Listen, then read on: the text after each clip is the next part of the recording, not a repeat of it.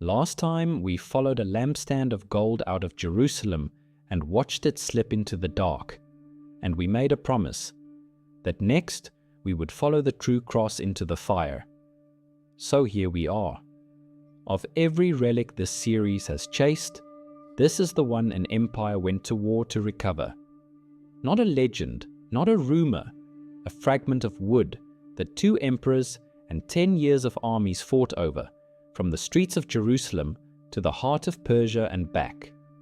It was found, venerated, stolen, and won back in triumph, and then lost a second time on a hot hill and never seen again. This is the road of the true cross. The story the faithful tell begins with a Roman empress and a hole in the ground. Around the year 326, Helena, the mother of the Emperor Constantine, came to Jerusalem searching for the place of the crucifixion. Beneath a pagan temple that had stood over the site for 2 centuries, the tradition says her workers found 3 buried crosses, and one of them, laid against a dying woman, was said to heal her.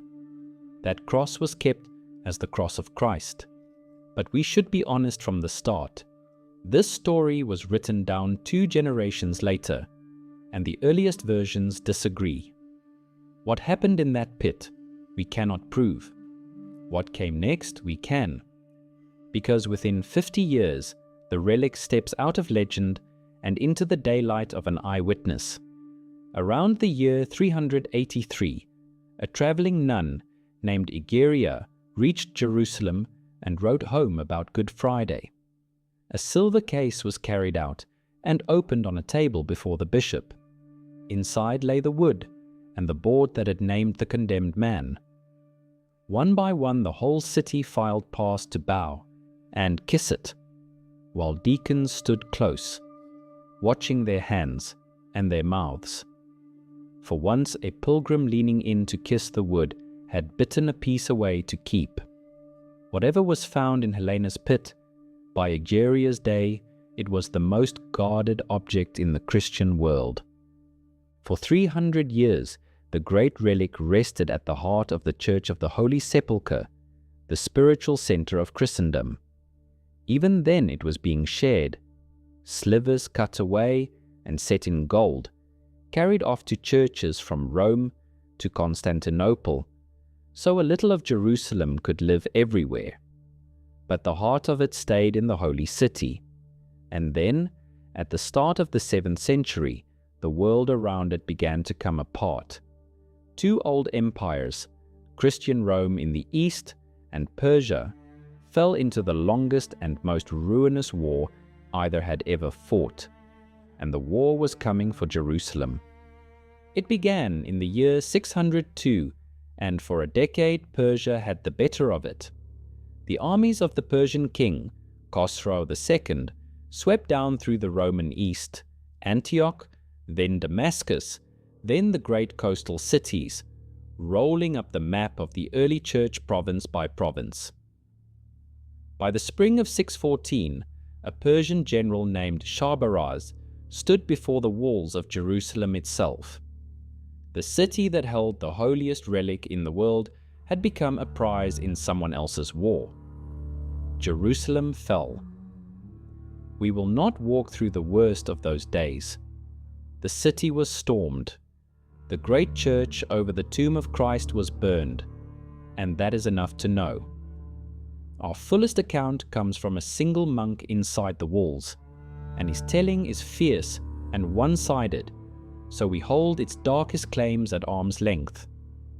But on one thing, the sources agree. When the Persians left, they took the patriarch away in chains, and they took the cross. Sealed in its case, the relic was carried east, out of the holy city, all the way to the Persian capital at Ctesiphon, the single greatest trophy of the war. And so the most sacred object in Christendom spent the next 15 years in the capital of its enemy. By tradition, it was kept sealed and untouched, perhaps shielded by the Persian king's own Christian wife. A piece of wood held hostage by an empire. In Constantinople, the Roman world had nearly given up. Its emperor, Heraclius, had inherited a collapsing state and a war he was losing. But he made a decision that should not have been possible. He would not merely defend what was left. He would march into Persia and take the cross back. What followed was one of the great reversals in history. In 622, Heraclius left his capital and took the field himself, year after year, deeper into Persian territory, until the hunter had become the hunted. In the winter of 627, he broke the Persian army in a night battle near the ruins of Nineveh.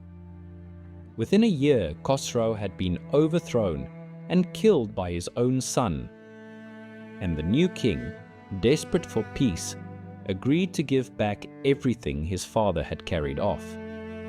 At the top of that list was a relic of wood. In the spring of the year 630, Heraclius brought the cross home.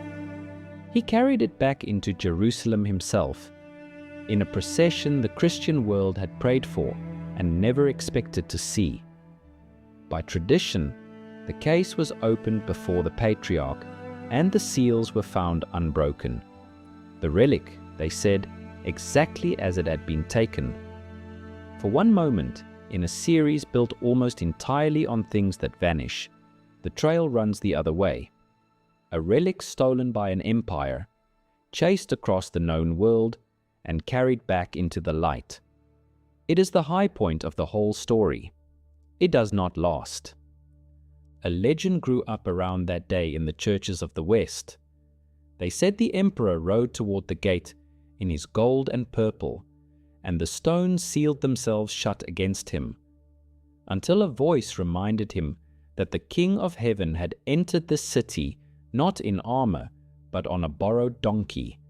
And so Heraclius, the most powerful man in the Christian world, set down his crown and carried the cross through the gate barefoot, like a penitent. The Eastern chronicles closest to the event say nothing of this. They record only the triumph. The barefoot emperor is a story told later, beautiful, and almost certainly invented. And it was built on sand. Even as Heraclius set the cross back in Jerusalem, a new power was rising out of Arabia, and within a few years its armies were in the Holy Land.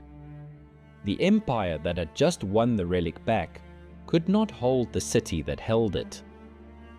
Around the year 635, with the conquest closing in, the patriarch gathered up the relics of Jerusalem, and the cross was carried out again, this time north to Constantinople, behind the great walls of the imperial city.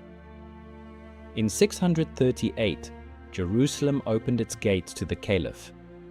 The relic that had come home in triumph just 8 years earlier was gone from the city for good. And here the story splits in two, because the cross had never really been one object. For 3 centuries it had been shaved into fragments and scattered across the world, until so many churches claimed a piece that much later the reformer John Calvin would scoff the splinters together could fill a ship. Calvin exaggerated. A careful inventory in the 19th century found that all the known pieces gathered would not make a single cross, but his point held. There was no longer one true cross. There were 1,000 splinters in 1,000 reliquaries, and somewhere among them, still, the great central relic, whose road we are following to its end. That central relic went west with the Crusades. In 1099, the armies of the First Crusade took Jerusalem, and there they found, or believed they found, a great surviving fragment of the cross.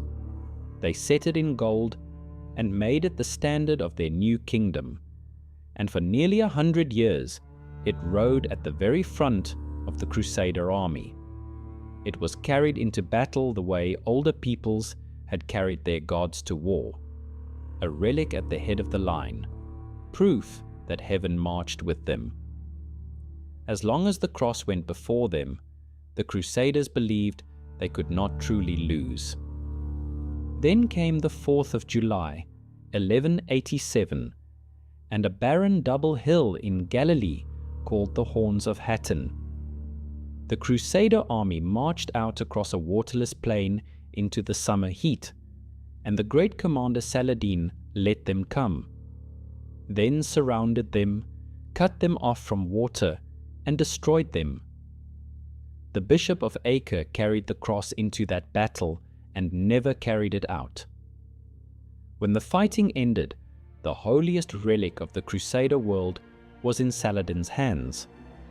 The chroniclers wrote that the loss of the cross struck the survivors harder than the loss of the army itself, and then it simply slips away. Kings lined up to buy it back. Richard the Lionheart of England, the Emperor in Constantinople, even the Queen of distant Georgia, and Saladin would not sell. The relic was carried, the last reliable accounts say, into Damascus, and there the trail thins to nothing. One final time it surfaces. In 1219, a sultan offered the cross to a Crusader army to make them go home, and then could not produce it because he no longer had it, and perhaps no one did. After that, silence. The most fought-over relic in the history of the world walks out of the record and is never reliably seen again. So where did it go? Perhaps it was destroyed in the long collapse of the Crusader cause. Perhaps it lies forgotten in the ground beneath Damascus. Perhaps it was shaved away into the same fog of fragments it had come from, until there was no center left to lose. We do not know, but notice the shape of it. This was the one relic an empire actually pulled back out of the fire, carried home across the world by an emperor who refused to accept that it was gone. And it was lost anyway, a second time, by men just as certain that heaven was on their side. The cross was not the only thing they carried into those wars. There was also a spear, a blade they swore had pierced the side of Christ, pulled from the ground in a desperate siege and carried into battle to save an army. Next time we follow the Holy Lance. This has been Anytime Stories.